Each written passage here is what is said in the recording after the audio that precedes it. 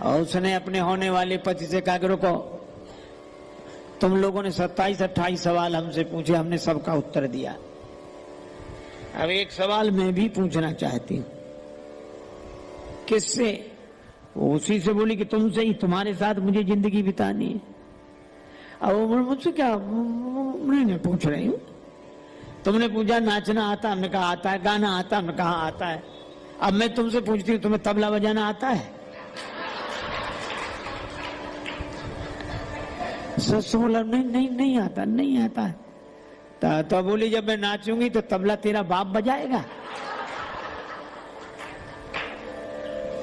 तुम क्या कैंसिल करोगे? हमने ही तुम्हें कैंसिल कर दिया, चलो जाओ। जय श्री राम मित्रों, आज हम आपके सामने एक और नई कथा लेकर प्रस्तुत हुए हैं। ये कथा भी श्री राजेश्वरानंद सरस्वती जी महाराज के श्रीमुख से कही गई है। कथा बहुत ही मार्मिक है, बहुत ही सुंदर है और कुछ हास्य प्रसंग भी हैं।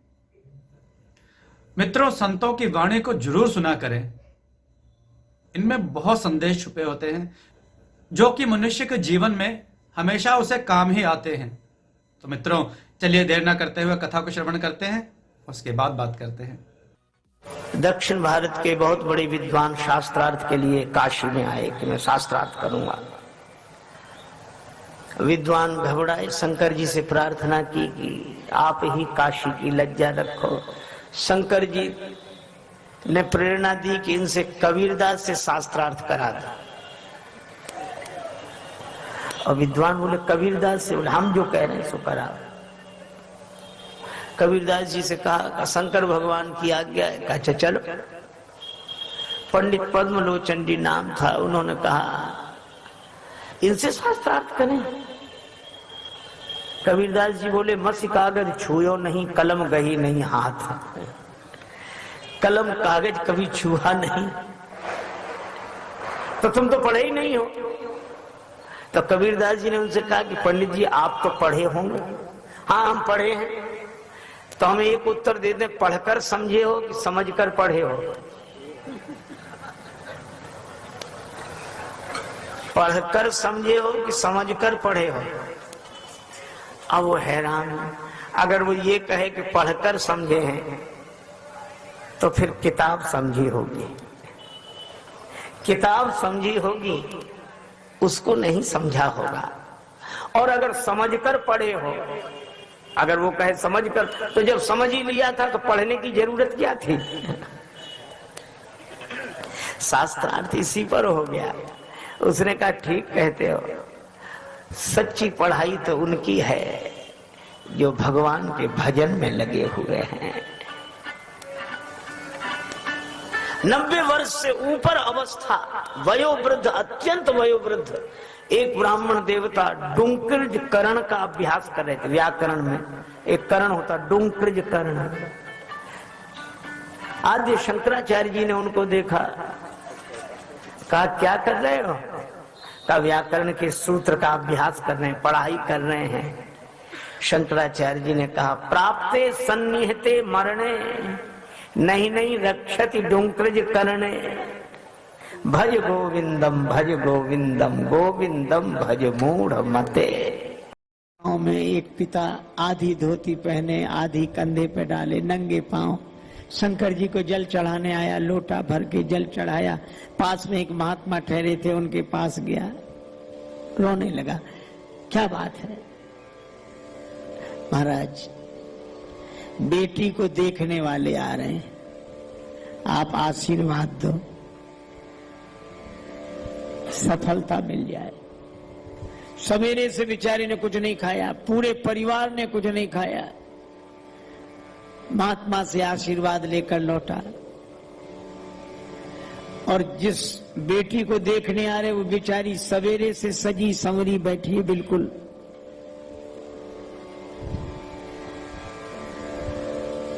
मूर्ति कला की मूर्ति की तरह। आ गए, बैठाओ। अब वो निकली ट्रे में चाय नाश्ता लेकर, उसके साथ और बालिकाएं आई। अब आने वाले पसंद करने के लिए ऐसे देखते हैं, लंबाई, चौड़ाई, ऊंचाई, कद काठी। फिर हुई प्रश्नों की बौछार शुरू। होने वाली सास ने कहा, तुम्हें भोजन बनाना आता है? हाँ माता जी, हाँ आता। ननद ने पूछा, स्वेटर बुनना आता? हाँ। अब जो पूछे सो वो हाँ हाँ हाँ हाँ हाँ हाँ हाँ।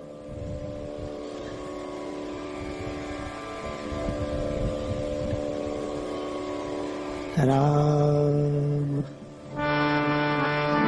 राम।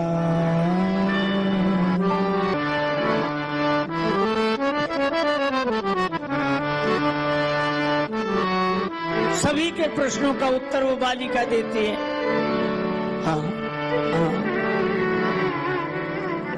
सास ने पूछा, होने वाले ससुर ने पूछा, ननद ने पूछा, और लोग जो साथ में आए थे सब ने प्रश्न पर प्रश्न, प्रश्न पर प्रश्न। अंत में उसके होने वाले पति ने कहा, हम भी पूछ लें? हाँ पूछो। अब सारे प्रश्न पूछे जा चुके थे, बचा तो कुछ था नहीं। बोला, तुमको गाना आता है? बोले हाँ। नाचना आता है? आता। ठीक है, हम लोग जा रहे हैं, बाद में विचार करेंगे, फिर जो होगा तो उत्तर आ जाएगा। चलें फिर चलें। खा पी के बेचारा पिता देखता रह गया, कोई बात ही नहीं। वो सवेरे से तैयार बैठी बेटी, लेकिन वह भी भारतवर्ष की आर्य ललना थी। और उसने अपने होने वाले पति से कहा, रुको, तुम लोगों ने 27-28 सवाल हमसे पूछे, हमने सबका उत्तर दिया। अब एक सवाल मैं भी पूछना चाहती हूँ। किससे? वो उसी से बोली कि तुमसे ही, तुम्हारे साथ मुझे जिंदगी बितानी है। अब वो मुझसे क्या नहीं पूछ रही हूँ। तुमने पूछा नाचना आता? हमने कहा आता है। गाना आता? हमने कहा आता है। अब मैं तुमसे पूछती हूँ, तुम्हें तबला बजाना आता है? सस बोला, नहीं नहीं नहीं आता, नहीं आता है। तो बोली, जब मैं नाचूंगी तो तबला तेरा बाप बजाएगा? तुम क्या कैंसिल करोगे? हमने ही तुम्हें कैंसिल कर दिया, चलो जाओ। भारतवर्ष की आर्य ललनाओं की स्वाभिमान की संस्कृति होनी चाहिए। भयंकर सर्दी, रात में अकड़ रहे थे, कांप रहे थे, भूखे थे। अब वर्षा हो गई थी तो कहां जाए, जंगल में अटके थे। तब तक वो बगल वाले मित्र ने अंधेरे में कुछ खाना शुरू किया, तो दांत से वो चबाए तो कट कट की आवाज हो। तो इस मित्र ने कहा कि क्या खा रहे हो? वो बोला, चने खा रहे हैं। बोले, अजीब मित्रों, हमको नहीं दिया, हमें भी तो दो ना, हम भी तुम्हारे साथ भूखे हैं। तुम अकेले ही खा रहे हो, हमको भी तो खिलाओ। तो वो बोला, चने हैं कहां? बोले, फिर खा क्या रहे हो? बोले, हम तो कल्पना के चने खा रहे हैं। कल्पना के चने खा रहे? तो वो मित्र हंसकर बोला कि जब कल्पना के ही खाने थे तो चने काहे खा रहे? लड्डू क्यों नहीं खाते?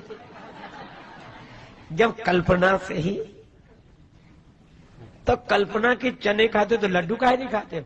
उसमें क्या बिगड़ता? तो यही महात्माओं ने हम लोगों से कहा है कि मन को अगर कल्पना के चने ही खाने हैं, संसार की तरफ ही जाना है, तो भगवान की ही कल्पना के लड्डू खाए तो कल्याण हो जाए। किसी से मेरी मंजिल का पता पाया नहीं जाता, जहां मैं हूं फरिश्तों से वहां जाया नहीं जाता। मोहब्बत के लिए कुछ खास दिल मखसूस होते हैं, ये वो नगमा है जो हर साज पर गाया नहीं जाता। प्रेमी से पूछो। एक महिला गरीब नहीं थी, अपने बेटे को गोद में लेकर आती।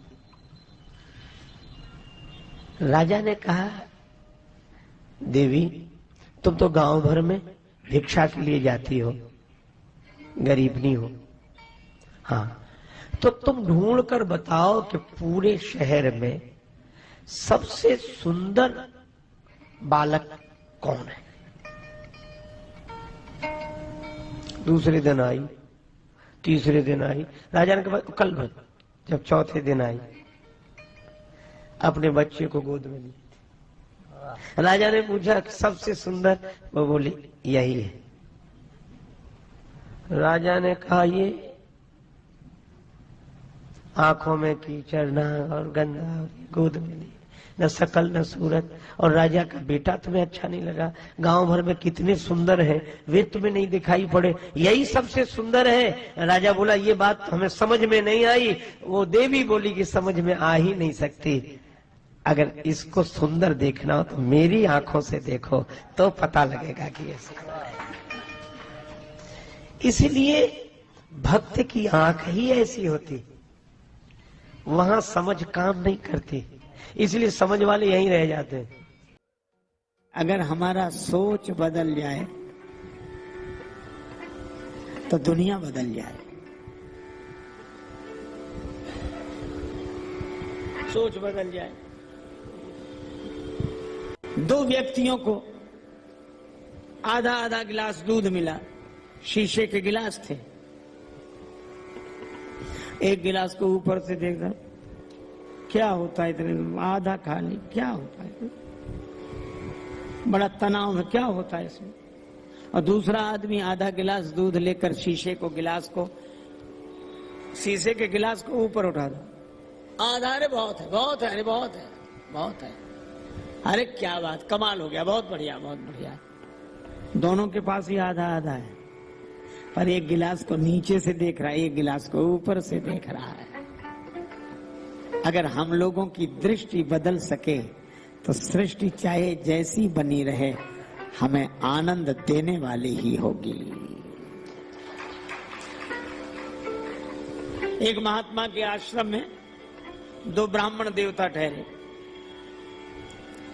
श्राद्ध के दिन ब्राह्मणों के निमंत्रण, ब्राह्मण बड़े आनंद में जावे और शाम के लौटे आवे। महात्मा बड़े प्रसन्न, और पंडित जी, अरे महाराज सब आनंद है, आपकी कृपा से सब ठीक चल रहा है।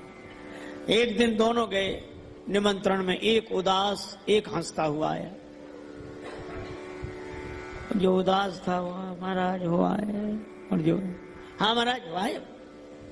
महात्मा जी को लगा अलग अलग जगह गए होंगे ये। सो पूछा क्या अलग अलग जगह गए थे? नहीं नहीं, एक ही जगह। अच्छा, तो उन्होंने स्वागत में अंतर किया होगा, तुम्हें नीचे बिठा दिया, उन्हें ऊपर? नहीं नहीं, एक ही जगह, एक ही तखत।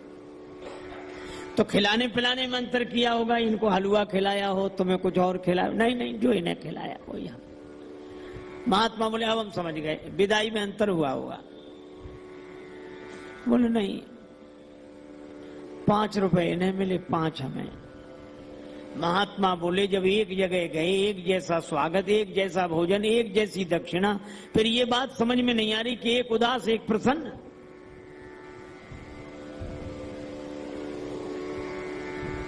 सो जो दुखी था उससे पूछा क्यों दुखी हो? कहने लगा महाराज हम रास्ते पर कल्पना करते गए कि आज बड़े आदमी के घर जा रहे हैं, बड़ा संपन्न आदमी है, धनी आदमी है, तो हम सोच रहे थे कम से कम 11 रुपए तो देगा, और उसने 5 ही दिए, इसलिए हम परेशान हैं। पर दूसरे से पूछा तुम प्रसन्न क्यों? बोले महाराज हम जानते थे है तो बड़ा आदमी पर बड़ा कंजूस है,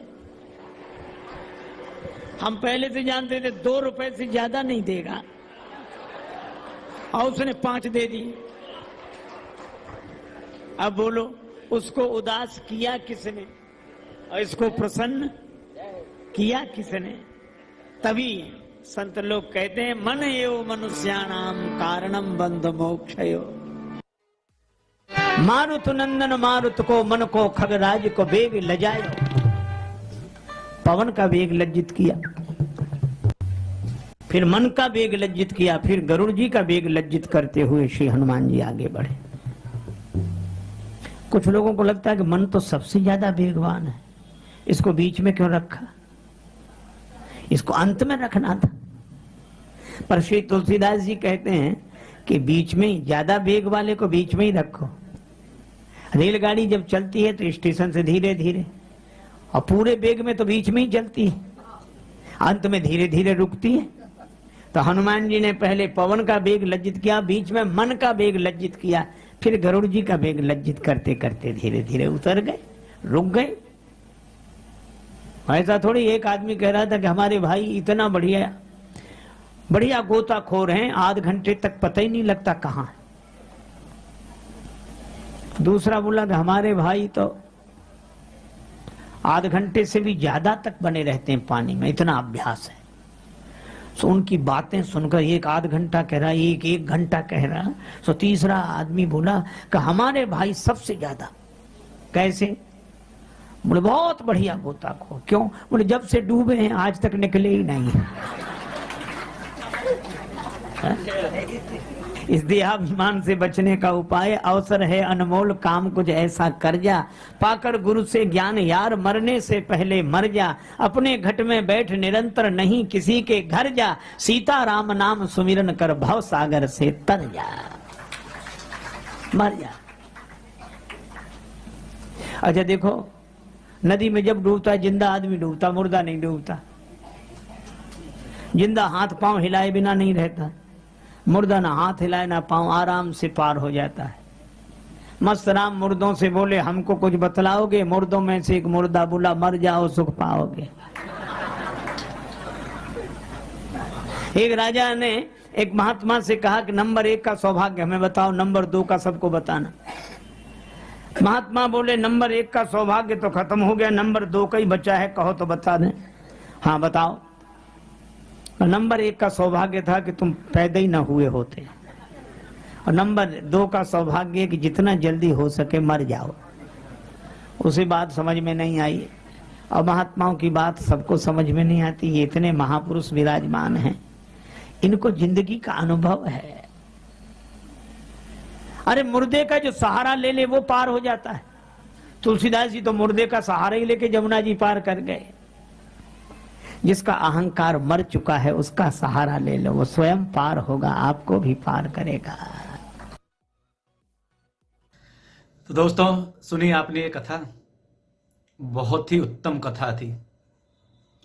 हर बात में, एक एक बात में ज्ञान कूट कूट कर भरा हुआ है। मित्रों, संतों की कथाओं को सुनना चाहिए, उसे उन कथाओं को सुन के उनके रहस्यों को जीवन में उतारना चाहिए। उनकी जो बातें हैं उन्हें अपने दैनिक जीवन में उन्हें उतारना चाहिए। लोगों से कैसा व्यवहार करें, अगर हम लोगों से अच्छा व्यवहार करेंगे तो लोग भी हमारे साथ अच्छा व्यवहार करेंगे। किसी को हम गलत बोलेंगे तो उल्टा हमें गलत ही सुनने को मिलेगा। मित्रों, पहले आदमी को खुद को शुद्ध करना होगा, तब उसे दुनिया शुद्ध दिखेगी, यानी साफ सुथरी दिखेगी। वो कहते ने मन के अंदर हो मैल तो आंखों से कहां दिखाई दे राम। इसलिए मन के अंदर के मैल को साफ करो, प्रभु राम अपने आप दिखाई देंगे। और वो मैल कैसे साफ होगा? ऐसे संतों की वाणी सुनकर। जितने भी संत महात्मा हुए हैं सबकी वाणी को आदमी सुने और धर्म के रास्ते पर चले। तो मित्रों, राजेश्वरानंद सरस्वती महाराज जी की जितनी भी कथाएं हैं सब एक से बढ़कर एक उत्तम कथाएं हैं। हर एक वाक्य में गूढ़ रहस्य छुपा हुआ है। हम आपके सामने ऐसी ही कथाएं पेश करते रहेंगे मित्रों। और कथाओं को आप लाइक करो, चैनल को सब्सक्राइब करो, वीडियो को शेयर जरूर करो ताकि लोगों को अच्छी बातें सीखने को मिले। और मित्रों, कमेंट में जय श्री राम लिखना मत भूलिएगा। जय श्री राम मित्रों।